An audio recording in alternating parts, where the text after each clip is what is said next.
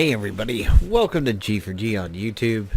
Today we're here taking a look at a game that's going to be coming out towards the middle or end of January, and that is Breach. This is not to be confused with Into the Breach, which is a faster than light type of game, but this is more of a cooperative. It kind of reminds me of Nosgoth in a certain way, but Nosgoth with a certain PvE element to it. So the reason why I'm not in the game yet is because I wanted to show you guys how much this game is absolutely draining from my system, and my system's not particularly too bad. There's a 3 GB GTX 1060 here, a AMD A8 5500 APU, which is the bottleneck of it, 12 gig of RAM. And Breach is just really heavy. I mean, it's using nearly 4 gig of RAM itself. It has got my CPU absolutely pegged. Sort of reminds me of earlier iterations of Overwatch when it would get this bad. As you can see from the processes, nothing particularly crazy is going on over here. EVGA from my card, Steam overlay, an OSVR thing for my VR related stuff. TV was closed, minor service, several of the Windows services closed, including diagnostic policy and everything like that. So this is right now about as trim as it can be. And I have dropped the game's graphics from high to medium, and it's just, it kind of looks potato now, and it sort of plays potato. The only time I've ever had a problem with this was with Titanfall 2, when Titanfall 2 had the really scratchy sounds during heavy fire and everything, yet there was no FPS drop, so it was like it was too much for the system, yet it wasn't too much for the system. And it turns out there were several threads out there for Titanfall 2 where it's just pages and pages and pages and pages of people having that issue, and it actually stopped me from playing it. Like, myself and my girlfriend, we really liked Titanfall on the PC at the time. It was a fun game.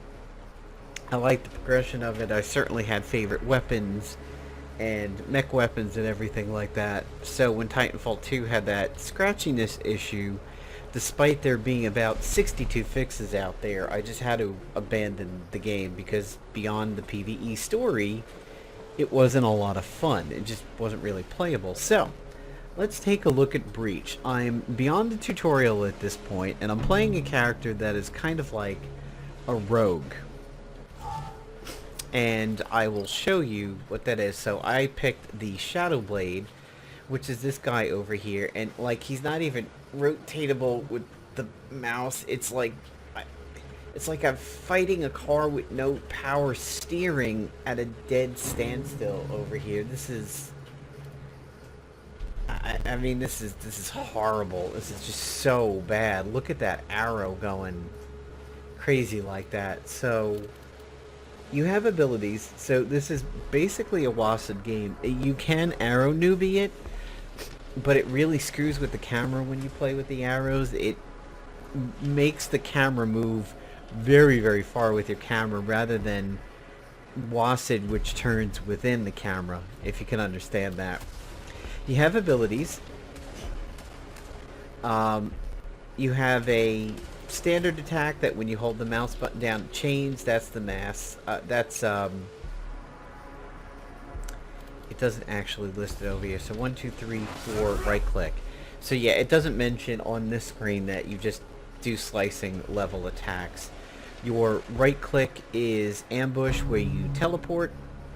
Then you have a 1 of lethal strike, a 2 of assassinate, heavy damage if they're below 50%. 3 is stealth. Stealth makes you invisible, remove when receiving AoE damage or attacking.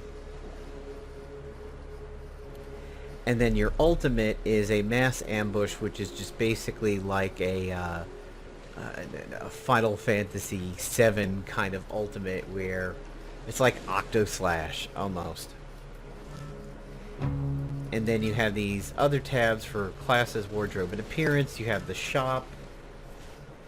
And let's talk about the shop over here. So this character, the Exorcist, is 750 of these QC points. I have 400.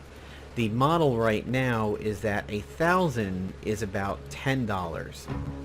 So it looks like for about $10 you can outright buy the class and then have some change.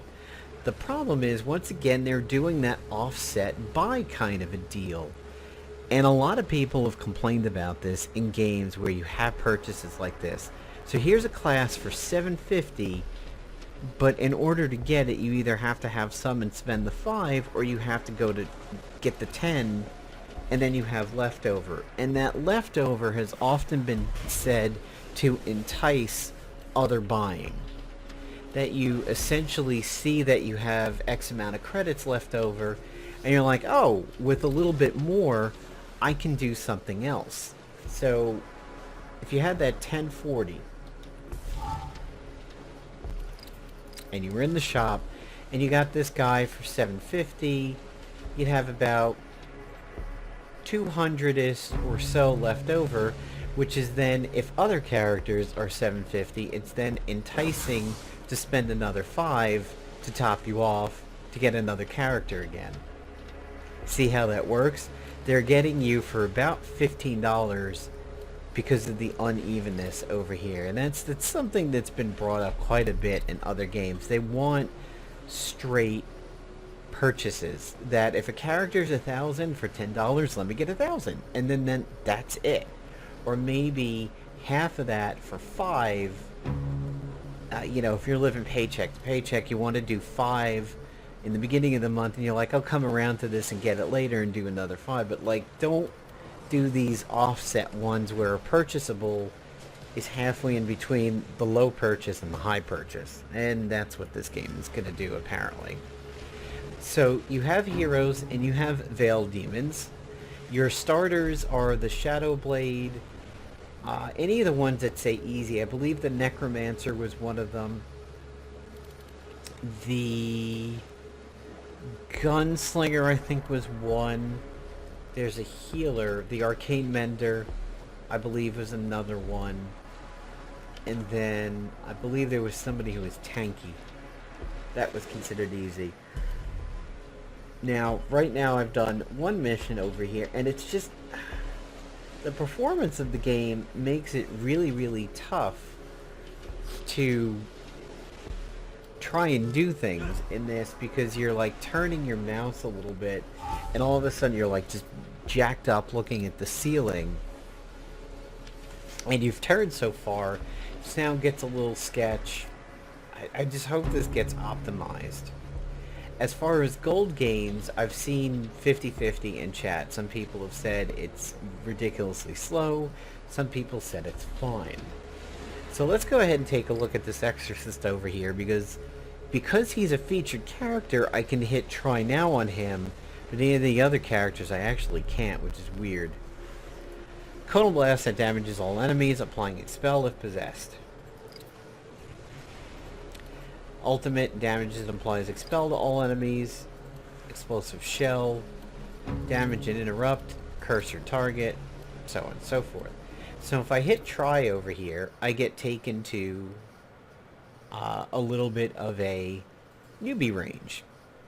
And what's interesting is that you can, on this firing range, actually spawn in some characters and get a real challenge. So you start off and you're like, oh, it's just some training dummies, whatever, but you can hit tab and spawn some stuff in. So, here's what I mean about Wasted and Narrow. So here's me running around doing Wasted. Here's me doing... Okay, so arrows actually are now non-functional. They worked fine in the tutorial, but now they're not doing anything. And I'm sure you can see this performance is just kind of jank. If we look at options,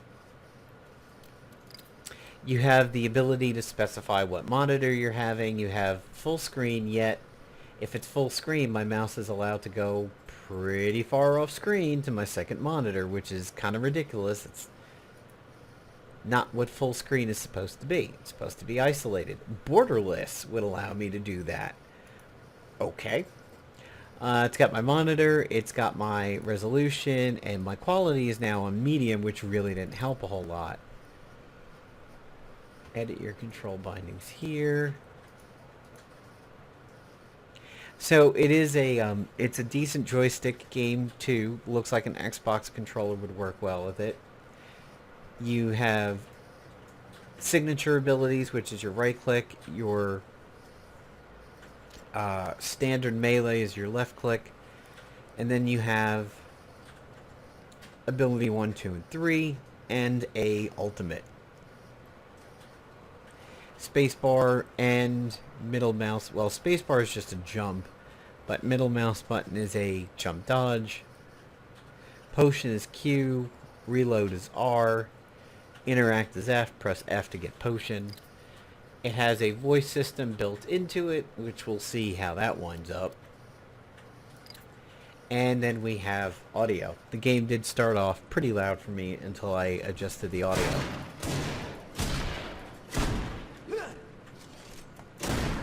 So you can reload early if you're using a gun class.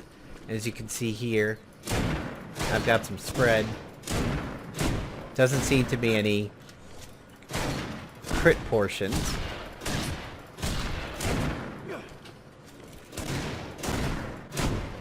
Here is my signature, which is the right click. Pretty decent damage.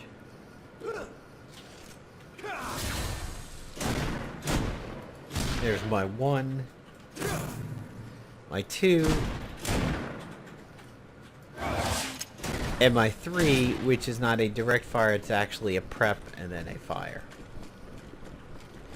These crates over here are where your potions are, so you walk up to them, you hit F, you kick them, one comes out. Space is a regular jump, and your middle mouse button is a dodge. Now, aesthetically, this kind of reminds me a lot of The Secret World. It reminds me, when I was showing some footage to the lady, she was like, it sort of reminds me of Terra. And it does. It has some resemblances to things like Terra and Vindictus, and it's that same kind of hub mission style where you're in a hub, and then you drop into a mission, you go out there with your party, whether you're doing it solo, with friends. But it also has a few things that she wasn't familiar with that I had played, like Nosgoth. In a way, it really reminds me of Nosgoth, and I did like that game. Never really did much in the way of Castlevania or the Legacy of Kain series and everything like that, but Nosgoth was an enjoyable game to me when it was out. However, once the isolation to the newbie servers went away, that's when Nosgoth to me got really, really bad. Like, you would be dumped into the non-newbie servers with no middle ground. There wasn't like a mid-tier. You were either in your own little world, and the newbie servers were very, very populated, and it was fun, and it was generally balanced. And then when you hit 10, 20, 30, whatever it was that it kicked you out of those, all of a sudden you were in like the mega pros, and every match was generally pretty unbalanced, because whichever team had those fresh out of the newbie servers was the one who was going to lose, because most people were 20, 30 levels above you. It became a shame, because I liked Nosgoth up until that point, and then it started becoming really tough to get matches, and then the game went under. If I remember correctly, that was a SOE game. So this game definitely has some resemblances to it. It's third person, as you can see. So now we're going to hit tab, we'll spawn in, not an elite, we'll just spawn in a minion, and we'll do a brawler. When you hit tab again, you'll be out of the menu. And you see, like, I'm barely moving my mouse, but now because there's something on the screen chasing me, I like barely touch my mouse, and I'm like, I'm on the ceiling, I'm on the floor. You would think I had like a 5,000 DPI setting over here. It's just, it's just so janky. Like, I'm at my feet, I'm at my head.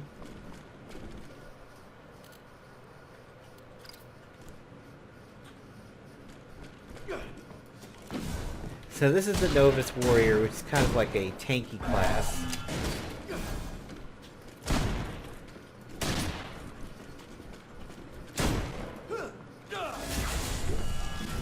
That's the Tell, kind of like Wildstar.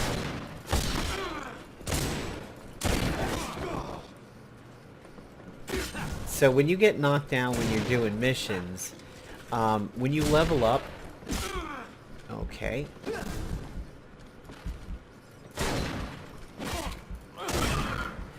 When you go ahead and level up in your missions and everything, you can spec into certain things happening, like when you potion, or if you're knocked down. It's sort of Battleborn in that sense, where you have a tree you can spec into per match, and it does different things. Like if you dodge, you gain a speed buff. If you use a potion, you're cleansed. If you get knocked down, something happens.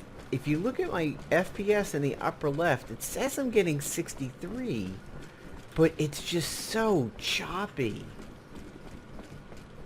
And it's really hard to rate this game or do any kind of an honest critique in it when the game is so shit.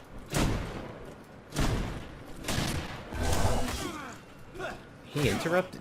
Wow, this guy really charges up.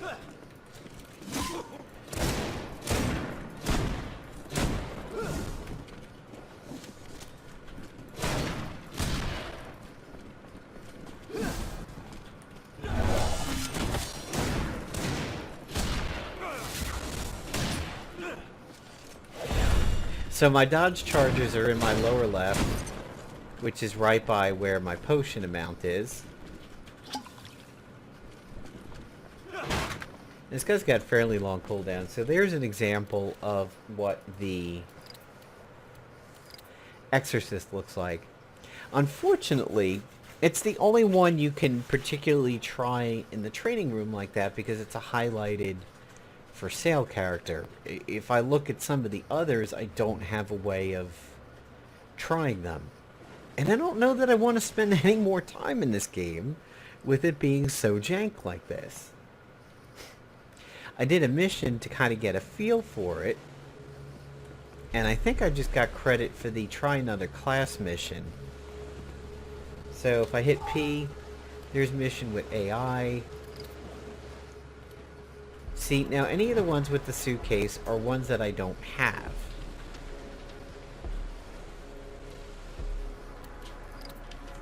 And you can purchase them, so if I were to go to purchase over here, there we go, 750 credits. So again, to get a character, it's halfway in between 2 purchase points. Oh, okay, so the try is working on this one. Try wasn't working before for viewing a character that way. And they do give you a friendly dummy that if you're trying at a healing class, you can go ahead and do that. So it looks like I'm a range. No reload. I don't even really know what that did because everything just kind of froze up. Some hits are doing more damage than the Exorcist. Some are a little less. Let's go ahead and spawn in a basic dude.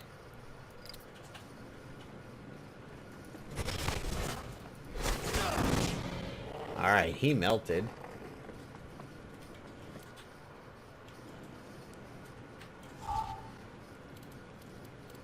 So I think I picked... Did I pick a cultist? Hell, I don't even remember what I picked. Oh, the Necromancer is definitely one of the... See, there it is. Purchase defaults and done. Okay.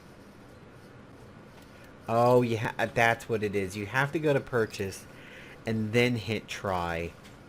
And then, okay. And if you're here in the range, and you pick other characters, you can stay in the range, which is pretty cool.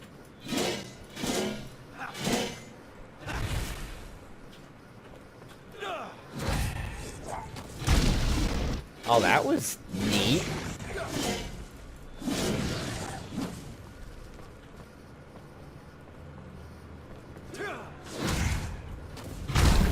I think what it is that I'm summoning dudes, and when I right-click, I tell them to attack my target.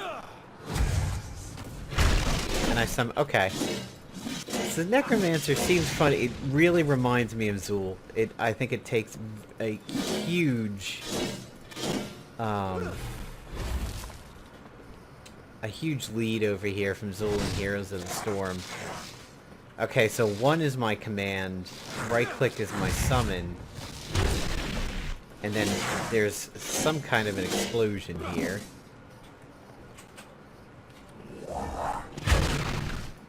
Two seems to be an explosion too. And my 3 is a giant AoE. Let's summon in somebody with a little bit of girth to them here. And I'm stuck in camp mode, okay.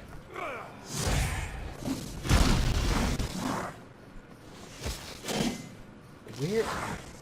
Oh, okay.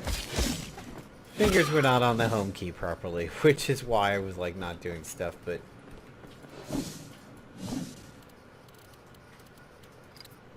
I have no idea what it... Oh, these guys. These guys are pretty generic and easy. Let's see if we can spawn in... something a little bit tougher.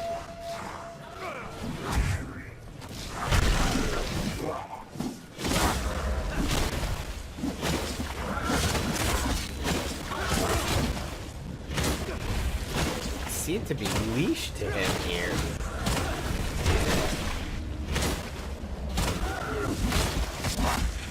Okay, so this is where the interrupt abilities must come in handy, because that guy was trained on me there with some kind of beam that I couldn't pop up. And as you see there, as I died, the F1, F2, 3 screen popped in from the side. That's what you pick when you level up. I'll go ahead and drop into a mission real quick so you get an idea of what a PvE mission looks like, and then we'll wrap up the video. So it looks like my quests are Veiled Demon Tutorial, change my active class, play missions as a support or warrior, and then a specialist or warrior. So that kind of reminds me very much of like a HOTS daily. Tokyo Breach is what I had done. Bump it up to beginner.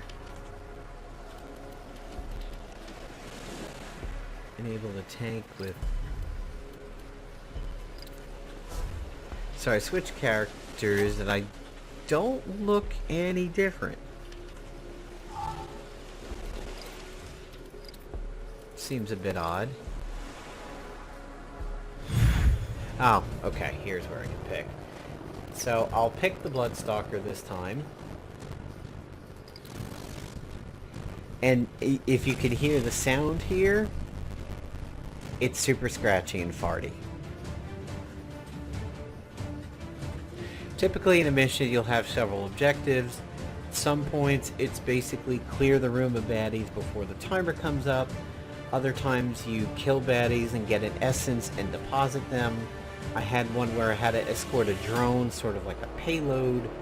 And then there are ones, kind of like the tutorial, where you hang out by a meter or a radar tower of sorts. And then you protect it, and if you protect them all, everything's good. Gain a damage shield after being knocked down, increase dodge, health potion, cleanses. So this is the progression that I was talking about. I think Lucius spared me because he wants to send the equipment is exactly the same. I think he thinks he's the good guy in all this. So Tab brings up this screen. He's causing that by messing with the man. He will bring up this. It's worse than Kiev this time. It's catastrophic. We can't let I have no idea what my abilities do because I didn't really look. We can't let it be for nothing. It won't be. I promise. So here you have a timer to get to the next sector.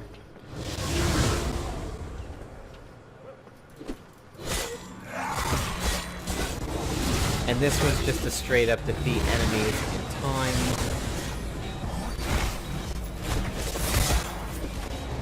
Not even too sure what my abilities do yet.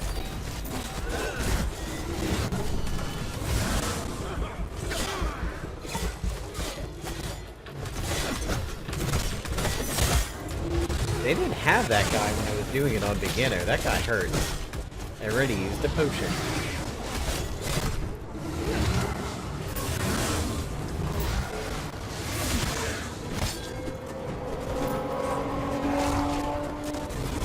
My right click seems to be somewhat of a dash.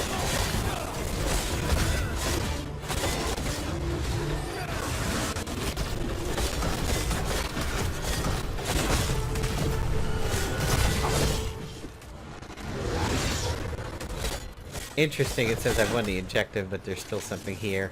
Level 2, dodge gains movement speed, health potion is immunity, or the guardian angel. I'm going to give the movement speed because it also helps from getting from place to place. The breach could cause those buildings to collapse.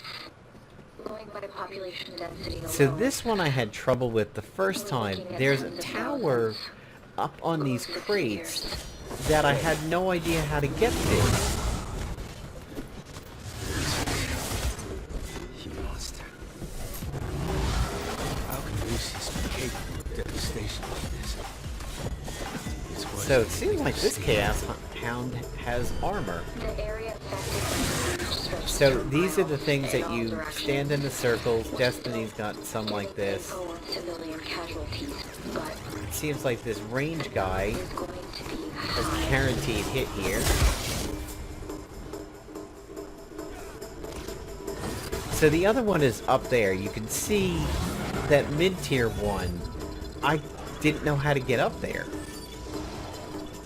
I was able to do this one, and I only have 30 seconds left. It may go faster if teammates are on it, but don't know how to get to this one.